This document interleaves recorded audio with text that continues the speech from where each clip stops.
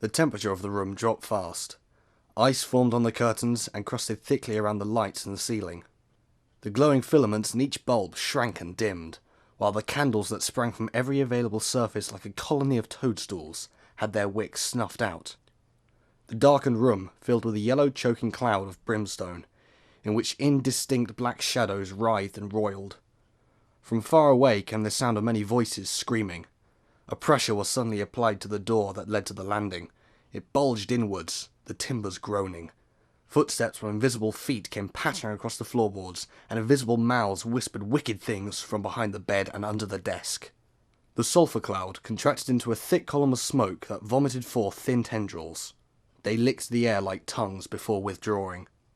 The column hung above the middle of the pentacle, bubbling ever upwards against the ceiling like the cloud of an erupting volcano. There was a barely perceptible pause. Then two yellow staring eyes materialized in the heart of the smoke.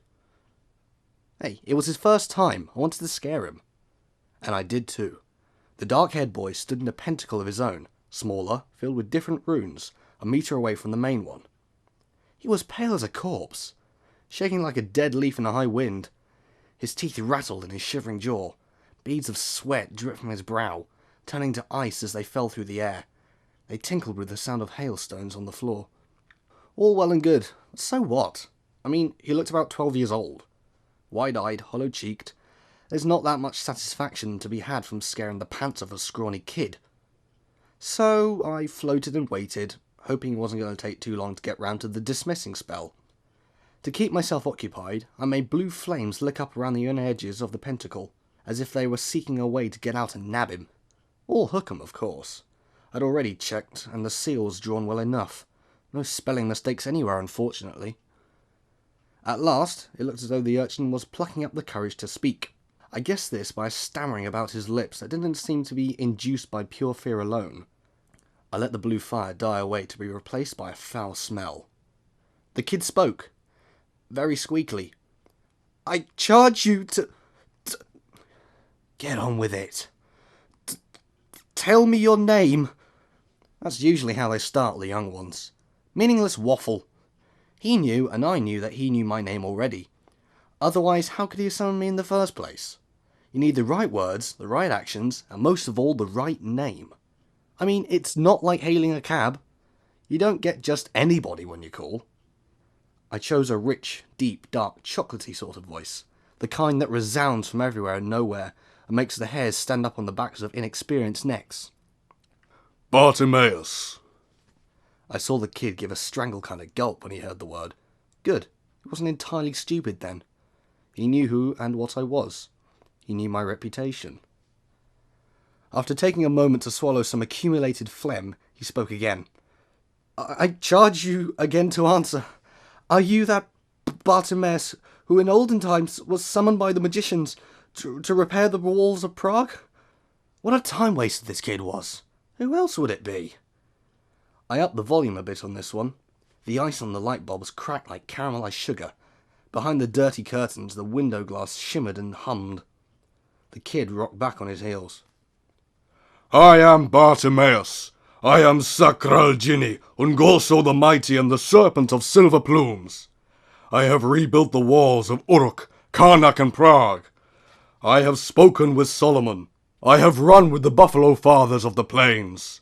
I have watched over old Zimbabwe, till the stones fell and the jackals fed on its people. I am Bartimaeus. I recognize no master. So, I charge you in your turn, boy. Who are you to summon me? Impressive stuff, eh? All true as well, which gives it more power. And I wasn't just doing it sound big. I rather hoped the kid would be blustered by it into telling me his name in return, which would give me something to go on when his back was turned. But no luck there. By the constraints of the circle, the points on the pentacle, and the chain of runes, I am your master. You will obey my will. There was something particularly obnoxious about hearing this old shtick coming from a weedy stripling, and in such rubbish high voice too. I bit back the temptation to give him a piece of my mind, and intoned the usual response. Anything to get over with quickly. What is your will? I admit I was already surprised. Most tyro magicians look first and ask questions later. They go window shopping, eyeing up their potential power but being far too nervous to try it out. You don't often get small ones like this squirt calling up entities like me in the first place either. The kid cleared his throat. This was the moment. This is what he'd been building up to.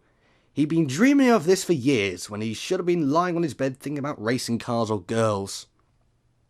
I waited grimly for the pathetic request. What would it be? Levitating some object was a usual one, or moving it from one side of the room to the other. Perhaps he'd want me to conjure an illusion. That might be fun. There was bound to be a way of misinterpreting his request and upsetting him. I charge you to retrieve the Amulet of Samarkand from the house of Simon Lovelace and bring it to me when I summon you at dawn tomorrow. You what? I charge you to retrieve... Yes, I heard what you said. I didn't mean to sound petulant. It just slipped out, and my sepulchral tones slipped a bit too. Then go.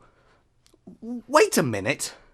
Felt that queasy sensation in my stomach that you always get when they dismiss you. Like someone sucking out your insides so you're back. They have to say it 3 times to get rid of you, if you're keen on sticking around. Usually, you're not.